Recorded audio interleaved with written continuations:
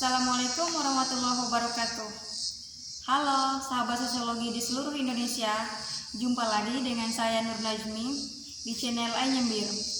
Baiklah, pada kesempatan ini kita akan mulai membahas tentang materi-materi seputar sosiologi, khususnya kelas 11. Tema yang kita bahas hari ini adalah bentuk-bentuk konflik sosial. Sebelum membahas lebih jauh tentang materi-materi sosiologi seputar bentuk-bentuk konflik sosial, saya berharap semoga kita dalam kondisi terbaik kita, tetap sehat.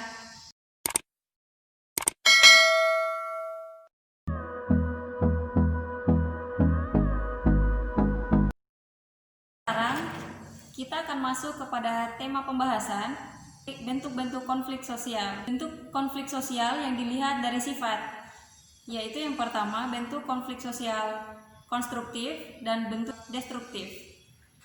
Bentuk konflik sosial konstruktif adalah bentuk konflik yang disebabkan karena perbedaan pemahaman dari individu atau kelompok kepada kelompok lainnya.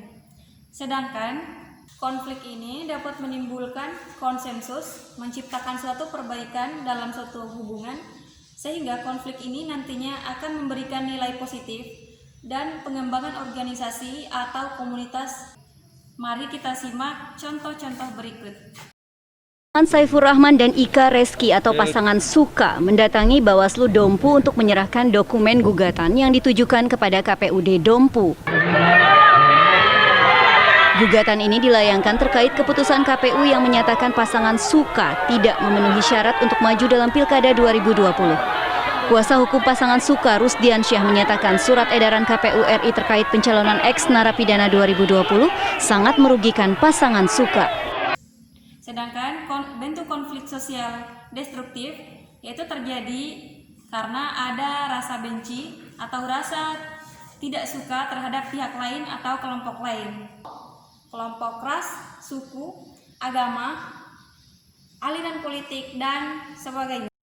Konflik destruktif menciptakan bentrokan-bentrokan fisik yang membuat hilangnya harta benda hingga nyawa orang lain. Misalnya, bentrok yang terjadi di Sambas, Ambon, Kupang, dan lain sebagainya. Mari kita simak contoh-contoh berikut. Bahwa orang Dayak sudah tidak suka terhadap perilaku suku Madura berada di daerah Kota Oring Timur ini, karena sudah bertahun-tahun mereka hidup di daerah ini, perilakunya tidak bisa menyesuaikan.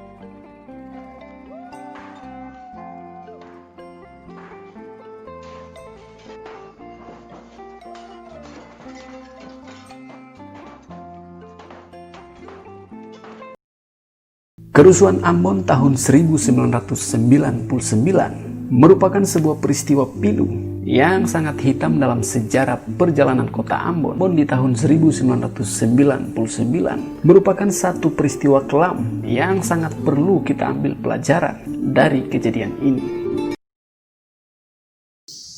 Selanjutnya, bentuk-bentuk konflik sosial berdasar posisi pelaku yang terkait dengan konflik. Yaitu yang pertama ada dua, konflik horizontal dan konflik vertikal. Konflik horizontal adalah konflik yang terjadi antar dua kelompok dalam lingkungan sosial yang memiliki derajat atau posisi yang sama. Selanjutnya contoh konflik horizontal. Yang pertama, konflik antar suku karena primordialisme dan etnosentrisme yang mengarah ke stereotip. Yang kedua, konflik antar agama karena primordialisme yang mengarah ke fanatisme. Yang ketiga, konflik antar golongan karena semangat in-group yang berlebihan dalam suatu kelompok. Selanjutnya, konflik vertikal, yaitu konflik yang terjadi antar lapisan masyarakat dalam masyarakat yang berbeda kedudukan sosial. Misalnya, konflik antar masyarakat dalam unsur pemerintah. Terus, selanjutnya, konflik antar pemerintah pusat dengan pemerintah daerah. Mari perhatikan contoh konflik horizontal maupun contoh konflik vertikal.